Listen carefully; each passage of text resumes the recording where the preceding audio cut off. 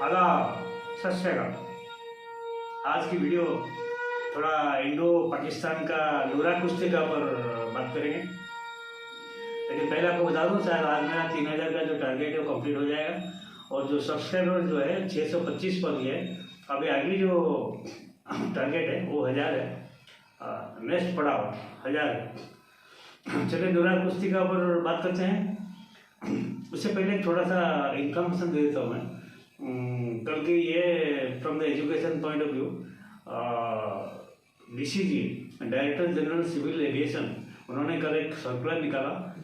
जो बच्चे लोग जो पायलट बनना चाहते हैं, हवाई जहाज उड़ाना चाहते हैं, उनके लिए जो पहले मानदंड था, नापदंड था, जो +2 का साइंस स्ट्रीम का होना चाहिए था, फिजिक्स केमिस्ट्री मैथमेटिक्स होना चाहिए था, उसको हटा दिया है। इसका मतलब पहले ओनली जो साइंस स्ट्रीम वाले वही पायलट बन सकते थे, लेकिन हटाएगा। अभी कॉमर्स हो, आर्ट्स हो, जो भी स्ट्रीम में वो पायलट बन सकते हैं, बेशक से उनका आईसाइट, उनका मेडिकल वगैरह जो इंटरव्यू वगैरह वो क्लियर करते हैं। पायलट का जो ये सिस्टम है कि आप पायलट ट्रेनिंग इंस्टीट्यूट में एडमिशन देंगे।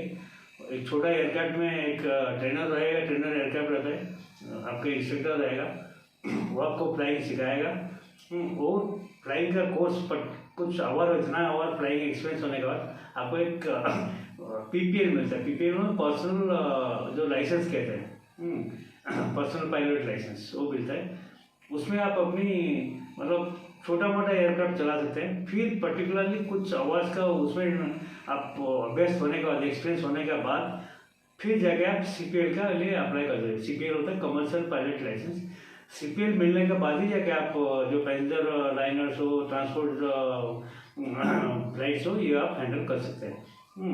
और हेलीकॉप्टर के लिए दूसरा नियम है, मतलब उसके लिए दूसरा ट्रेनिंग का कोर्सेज वगैरह होता है। अगर ये एक अच्छा अपॉर्चुनिटी, काफ़ी पेइंग जॉब है, थ्रिलिंग जॉब है पायलट बनना। तो अगर किसी को कुछ हेल्प की ज़रूरत है, मुझे कांटेक्ट करने से मैं आपको गाइड कर सकता हूँ। चलिए अभी लूरा कुश्ती का आते हैं। अभी पाकिस्तान का जो प्राइम मिनिस्टर वो अभी कुछ दिन पहले टर्की में गया था, फिर अभी कल ईरान में गया। मैं बता दूँ आपको, जैसे कि पहलगाम हुआ, उसके बाद इंडिया सिंदूर शुरू नहीं किया था, उस टाइम पर ईरान का जो वैदेशिक मंत्री, जो एक्सटर्नल अफेयर मिनिस्टर, उन्होंने बोला था कि उन्होंने आगे पाकिस्तान तक पहुँचे, उन्होंने एक टूर प्लान किया था, मैं पाकिस्तान जाऊँगा, पाकिस्तान का इंडिया जाऊँगा, और दोनों का अंदर हम करेंगे कि ये जो सिचुएशन जो आगे ना बढ़े, इसको कहते हैं एक्सकलेशन ना हो, आगे ना बढ़े वो। लेकिन जब आके पाकिस्तान में पहुँचे थे, उधर 2 दिन रुक के इंडिया आने का था, उसी टाइम पर हमने सिंदूर लॉन्च कर दिया, तो इसलिए वापस चले गए, इंडिया आए नहीं। तो ये जाकर अभी पहुँचे ईरान में, टर्की के बाद ईरान पहुँचे, वो भी चाइना वाला तो घूम घाम के। वो बोल रहे कि भैया हम तो हर चीज़ में बातचीत करने को तैयार है, आप थोड़ा मेडिटेट करके इंडिया को मनाओ कुछ बातचीत करने के लिए। ईरान उनको बोला भैया इंडिया तो क्लियर कट बोल सकता है, वो बोल चुका है कि कोई मेडिटेशन मध्यस्थी कोई नहीं आएगा। इंडिया बोल चुका है, उसका स्टैंड बहुत क्लियर है, हमारा स्टैंड बहुत क्लियर है कि हम अगर बात करेंगे तो POK के बारे में बात करेंगे। हम अगर बात करेंगे तो जो आतंकवादी का जो लिस्ट हमने दिया है, सलाउद्दीन और जो हाफिज सईद, जो लिस्ट हमने दिया है, 10 दाऊद इब्राहिम का भी उसका गैंग का 4 का हमने लिस्ट दिया है, उनको इंडिया को हैंड ओवर कर दो, बाकी सब ठीक है। बाकी और कुछ, बाकी रिश्ता सुधर जाएगा। तो हमको उनको चाहिए, तो we want to try the win India for their actions. Last 30 साल से जो नौटंकी लगा रखे हैं, ये इनका कहना है। तो ईरान सिर्फ उनको यही सजेशन दिया, बोला देखिए हम क्या करेंगे, इंडिया कोई जरूरी, इंडिया जो US का बात नहीं मानता है, किसी का बात नहीं मानता है, तो हमारे बात थोड़ी मानेगा। वो तो क्लियरली बोलता है कि नहीं। जब US उनको बोला, युद्ध का टाइम में US जो फ़ोन किए थे, JD वैंस से बोल दिया था कि नहीं जो है उनका मतलब है, लेकिन फिर एक दिन में जैसे न्यूक्लियर रेडिएशन से पलटी हो गया। क्यों? जब ट्रंप ने डायरेक्ट बात किया मोदी से, मोदी बोले कि आप बीच में मत आइए, अगर कुछ बात करना उनका DGM को बोलिए, DGM को बोलिए। हाँ, अगर उनको वो जैसे ट्रंप बोले कि बंद करो, तो हम तो बंद नहीं करेंगे। अगर बंद करो तो आप क्यों बोल रहे हो, उनको बोलना दो ना। तब जाके उनका डीजीएम 2 बार फ़ोन किया। फ़ोन करने के बाद हमारा डीजीएम से बात हुआ, फिर अपना डीजीएम ही spoke to defence secretary, then defence minister, further prime minister. उसके बाद 5 बजे विक्रम मिस्त्री ने डिक्लेयर किया कि it has been stopped, means pause मार दिया। पॉज, जैसे हम टीवी में ये मूवी में पॉज मारते हैं ना, ये पॉज है, मतलब it is not stop, it can start in any time provided depending on the behaviour of Pakistan. तो उन्होंने मुझे बोला कि आप डायरेक्ट चैनल करो। तो अभी उसका पास वो सभा से जिधर जिधर जाए, घूमे, कटोरा लेके कुछ दे दो और शांति करा दो, वो नहीं हो सकता है। क्योंकि उसको जो प्रोटोकॉल है, पहले उनका जो डिफेंस सेक्रेटरी, उनका जो एक्सटर्नल अफेयर का जो सेक्रेटरी है, वो अपनी सेक्रेटरी से बात कर प्रोटोकॉल में, उनका जो नेशनल सिक्योरिटी एडवाइजर है वो हमारा अजीत डोभाल से बात करेंगे, फिर दोनों के बाद फिर लेवल आगे बढ़ेगा। जो प्राइम मिनिस्टर टॉक जो होता है ना, बहुत ऊपर होता है, बहुत ऊपर होता है। तो वही ईरान ने बोला कि start the initiate the process. हमारे पास आएगा बोलने से क्या करेगा हम। भाई बाकी टर्की जो है, उन्होंने जाके जब पहुंचा टर्की के पास, टर्की बोला देखो भाई हम तुमको ड्रोन दिए, तुमको सिखाए, लेकिन तुमने अगर उसको ठीक से हैंडल नहीं कर पाए तो हमको ब्लेम मत करना। वो जो ड्रोन, टर्की का जो ड्रोन बनाता है, वो जो कंपनी है, वो खुद टर्की का जो प्रेसिडेंट एर्दोगन उसका जमाई है। मतलब तुम्हारी वजह से हमारा कंपनी बदनाम हो गया। और टर्की वाले उनको 2 टाइप ड्रोन थे, एक सर्वेलेंस ड्रोन दिए थे और एक जो अटैक ड्रोन दिए थे। उनका एक भी ड्रोन अपना एयर डिफेंस सिस्टम को तोड़ नहीं पाया। और कुछ ड्रोन जो है पाकिस्तान का उनका जो बाउंड्री में गिर गया, और 1-2 ड्रोन जो हमारा बाउंड्री में आया वो जाके कोई पठानकोट का, कोई जालंधर का खेती में गिर गया।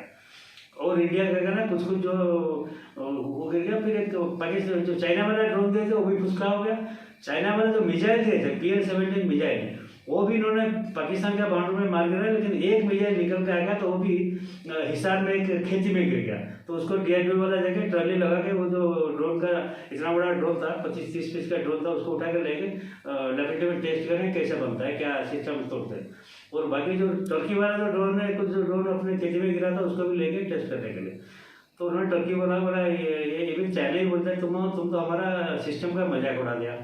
अभी चला कोई हमसे खरीदेगा नहीं, इतना हमने कोशिश करके मार्केटिंग बिल्टअप किया, करेगा नहीं। अभी फिर बीच में चाइना बोल दिया कि पाकिस्तान को, हम तुमको लेटेस्ट जो डिजाइन जो चेगडू बनाता है, अभी चेगडू का सही तो वैसे डाउन है।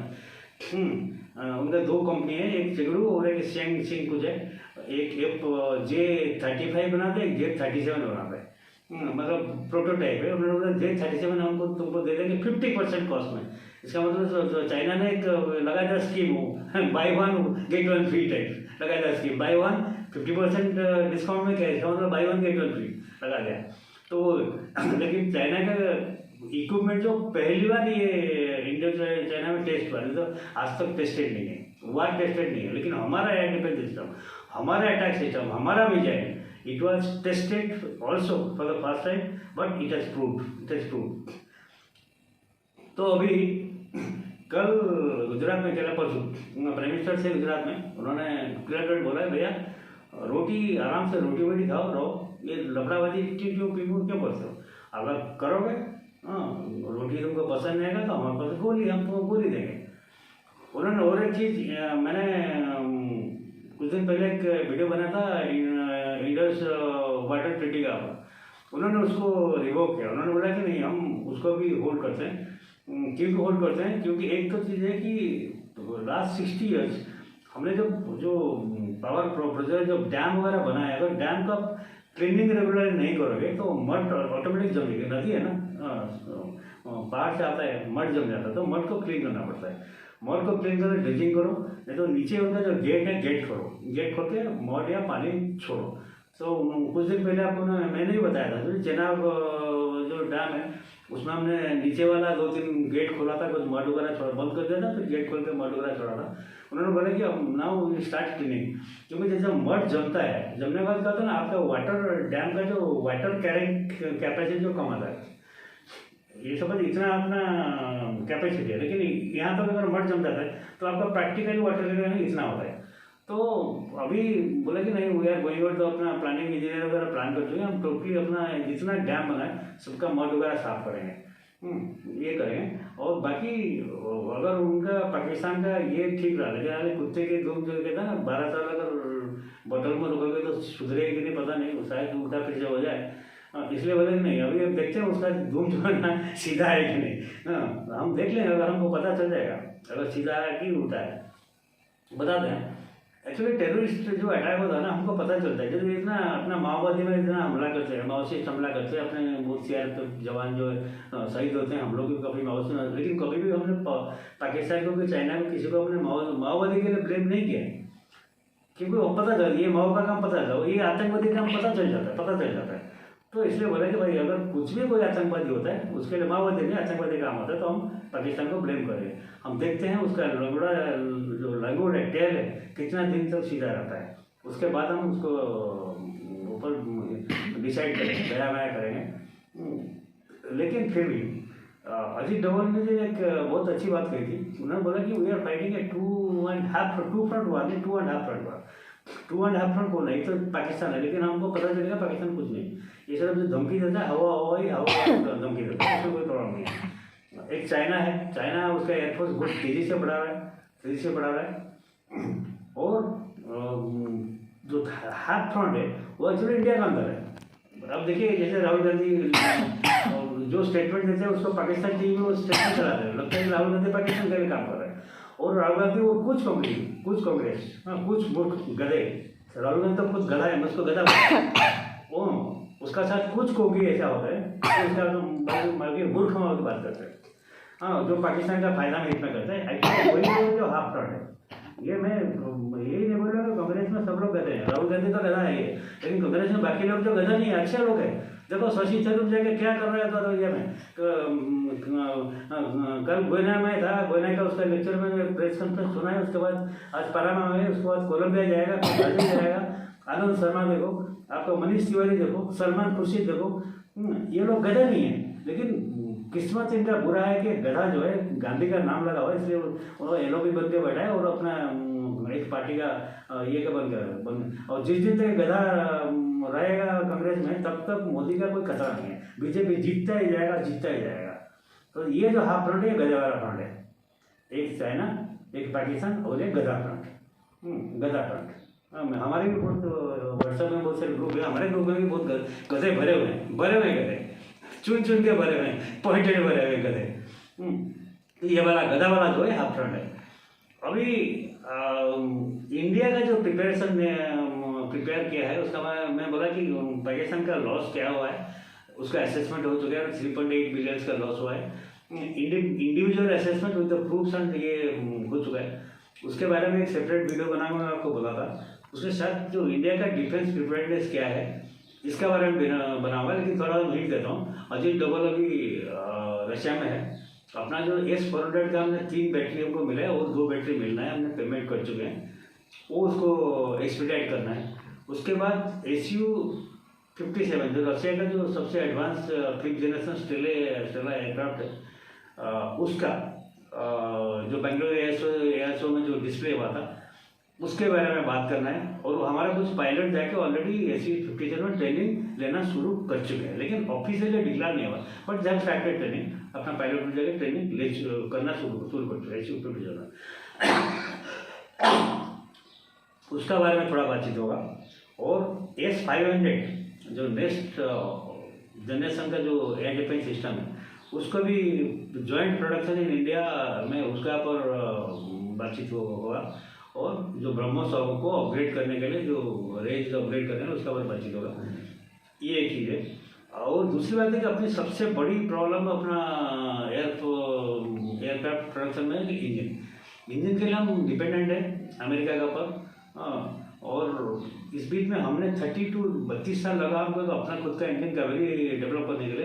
कैवरी इंजन को हमने डेवलप करके 19 करीब कैवरी इंजन हमने रशिया को भेजा था, उसको टेस्ट करके देखो क्या इंप्रूवमेंट करना है, क्या करना है, क्या नहीं। उन्होंने फिर टेस्ट करके जो सजेशन दिया उन्होंने हमको वापस कर दिया है। अभी इंजन के ऊपर हम ये करें, क्योंकि अगर हम जो एमका प्रोजेक्ट कर रहे हैं, जो अपना खुद का 5th जनरेशन एयरक्राफ्ट जो स्टेला एयरक्राफ्ट बनाने का प्लान कर रहे हैं, सबसे बड़ी होगा जब तक हम अपनी खुद का इंजन नहीं बना पाएंगे तब तक इंजन मतलब आपको उतना थ्रस्ट चाहिए, उतना मिजाइल कैरिंग कैपेसिटी, उतना वजन में ये चाहिए ना, तो उसको तब तक ये में प्रॉब्लम हो सकता है। लेकिन अगर आपका कैबिन फिट हुआ है, क्योंकि देखा तेजस में हमारा प्रॉब्लम हो रहा है, हमको जितना एयरक्राफ्ट चाहिए उसको एचएएल जो है वो हमको दे नहीं पा रहा है एयरफोर्स को, क्योंकि इंजन का प्रॉब्लम है।